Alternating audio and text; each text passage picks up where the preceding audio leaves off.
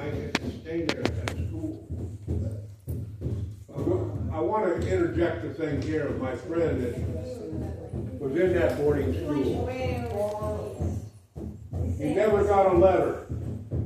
All the time he was there, he thought his mother didn't love him, and he was saddened. And he cried because his mother never sent him a letter.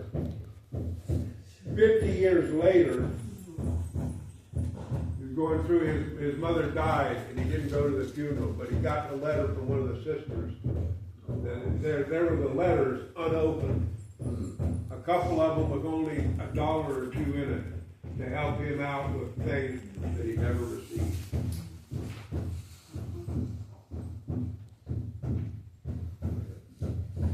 A quote from the U.S. Department of the Interior on May 2022, the federal Indian boarding school system attempted to assimilate the American Indian, Alaskan Native, and Native Hawaiian children through education.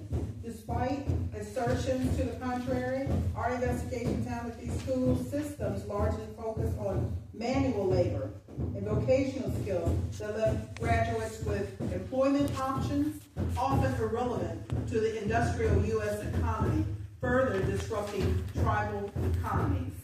Okay, now the person who has the CX card, Please stand up. You represent those who died at boarding school. So please take a seat. All of you holding C cards may return to the blankets that were standing on before being brought to where you are now. You may always struggle to feel at home among your own people.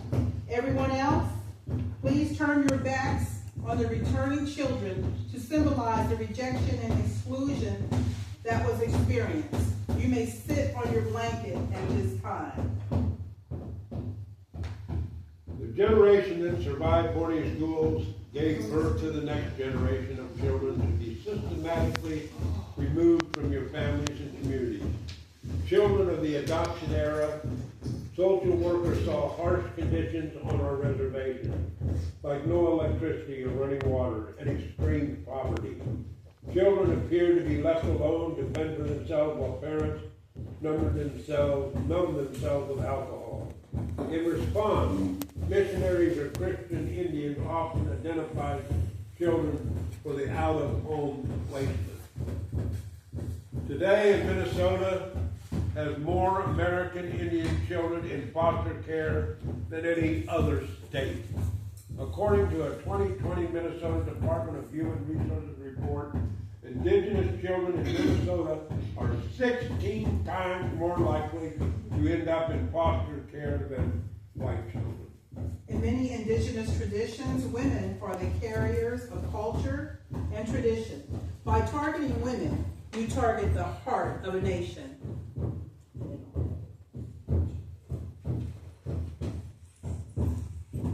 And today there's a national crisis of murdered and missing women in our country.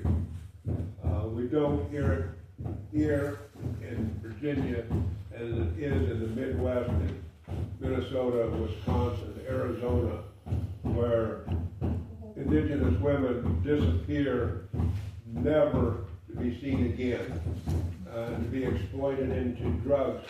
And a lot of that is these young women want to be part of today's society, and they will get drawn into the party or whatever, given drugs, taken advantage, put into slavery. We have broken up some of those slavery units in South Carolina and some in Minnesota and Wisconsin, because it's going on today. And it's not something that was past time, it's going on right now, today. And there are many people that are out there working very hard to get this known, and it doesn't change. No one really cares about the brown person. It's just, well, they're missing. They're just there. And it's sad that has not changed. In 1912, Dr. Walter Ashby Plecker, I did that not intentionally. Yes, you did.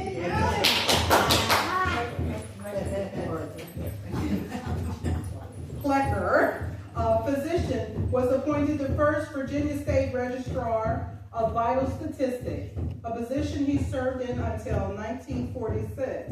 He was a staunch promoter of eugenics, a discredited movement aimed at scientifically proving white racial superiority and thereby justifying the marginalizing English is the second language, of non-white people. Employing Virginia's Act to Preserve Racial Integrity, 1924, Flecker effectively separated Virginia citizens into two simple categories: white or colored. The law, which remained in effect until 1967, when it was overturned by the Supreme Court in the case of Loving versus Virginia, requiring that a racial description of every person be recorded at birth, while criminalizing marriages between whites and non-whites. This law ushered in a long period of discriminatory racial designation administered by the government.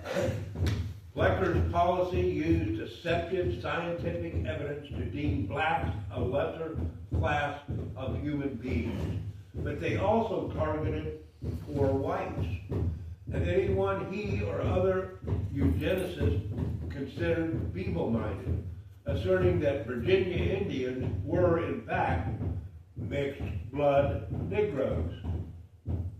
Flecker also pressured state agencies into reclassifying Indians as colored. The policy's legacy was to effectively erase Indians as an identity, and it made it difficult for Virginia Indians to gain state and federal recognition. This was nothing more than pencil genocide. In Virginia, it provided a scientific rationale for white supremacy, a movement that in part sought to restore the antebellum social order of white authority and black subservience. To this end, eugenics conveniently proved that whites belonged to the master race and that race mixing would result in an inferior race. Nevertheless, Flecker's legacy of racial discrimination still impacts communities today, in particular tribal communities. Many find it difficult to document their ancestral lineage due to the paper genocide that identified all non-white individuals as colored, regardless of their true identity. Despite this challenge, 7 tribes have gained federal recognition in Virginia. The Pamunkey was the first, the Chickahominy Eastern Division, the Monacan Indian Nation, the Nansemond Indian Nation, the Rappahannock, and the Upper Mattaponi tribe. The state ones were the Nottaways and the Potawatomi, the Mattaponi Indian Nation, and the Nottaways.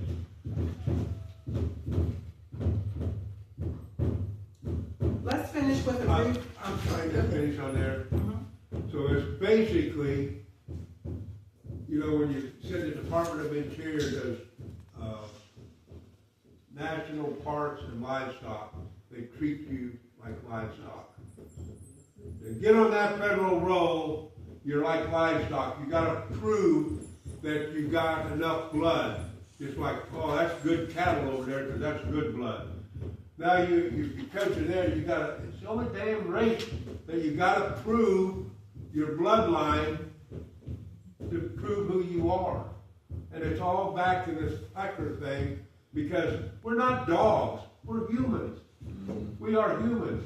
And inside of you if you're on that red road or not. And you might be married. In my case, I am married to a full-blood Shawnee. But I am as Indian as she is. Because I am part of her. I am Viking Raven Clan warrior. And My mother was mixed race, and I don't know if she was Indian or she's black. It don't make any difference. I know what's in my heart today. But I am human. I'm not a dog. That's right. Right. Let's finish with a brief summary of Indian country in today's world. Stemming from the Indian Relocation Act and federal policy, only 22% of Native peoples live on tribal lands or reservations. Many frequent a lifestyle of transience between tribal and state lands. This presents a variety of crucial issues involving reporting policies, jurisdictional complications, and communications and cooperation between agencies. Native Americans residing in urban areas have few resources linked to their culture and tribal community. Many urban Indians, people living in cities, fall into a pipeline of vulnerability. People of color, people experiencing poverty, people coming out of the foster care system, people lacking resources of family, people isolated emotionally, psychologically, physically, and spiritually. While women and girls are the primary victims of violence and human trafficking among Native Americans, they are not alone. People of all ages are victims of these types of crimes, including men, boys, and the elderly. In fact, 82% of Indigenous men are victims of violence in their lifetime, and Native children are more likely to experience trauma and abuse than their non-Native peers. When educating yourself about the struggles of Native Americans, it's important to remember and recognize all victims of these crimes.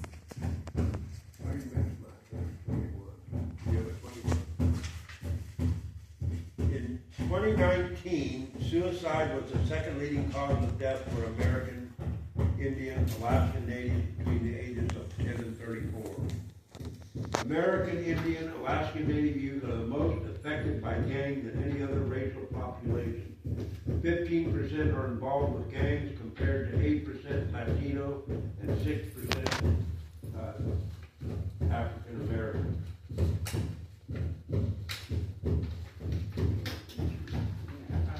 Over the years, many, more than 2/3 of the land reserved in treaties has been lost or stolen. It has been taken through fraud, mismanagement, and threats. It has been taken for development like dams, roads, or rail lines. It has been seized for military purposes. Rarely has the government replaced taken land or given Indigenous people anything in return. In 2015, inserted with a must-pass national defense bill, the U.S. Congress privatized ancient lands sacred to the Western Apache and gave the land to a foreign company to extract copper.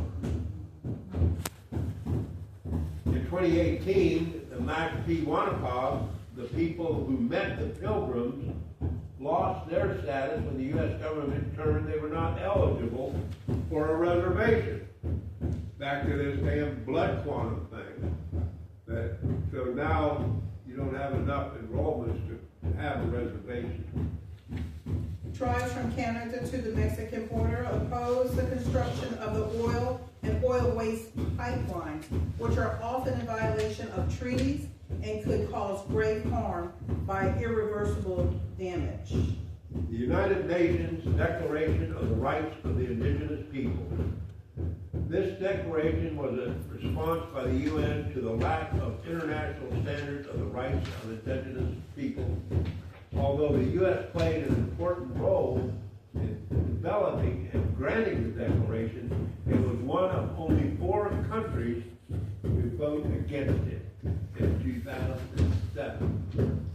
3 years later, the U.S. reluctantly endorsed the declaration as a document subject to U.S. law, thereby nullifying much of its recommendations. Yet, despite the hurdles, this endorsement could become an important moment in strengthening the relationship between Indigenous and non-Indigenous people, if it is to be put into action. The Declaration is fundamentally about building meaningful relationships with Indigenous people across the globe and with nation states and with Indigenous indigenous rights supporters. It is about the relationship with each other, our land, our natural resources, our laws, our rights, our language, our spirituality, our ways of life. Please take an extra blanket and unfold it slightly in the middle and stand on it. This slightly unfolded blanket commemorates these acts of resistance against termination legislation. Those remaining on the blankets, remember throughout history, indigenous people have resisted acts of colonization. Despite centuries of efforts by governments and churches to assimilate indigenous peoples, we continue to resist and to pass down our languages, our ceremonies, our land-based practices, and our ways of governing. But the violence of colonization has left a tremendous burden of pain. We don't need more broken promises. We need a new relationship, and we need real change. These good works and positive developments can be meaningful first steps towards genuine reconciliation and justice. Together, these steps must be followed with real action by all of us. This is the end of the exercise. Please remain where you are. Look around you. Take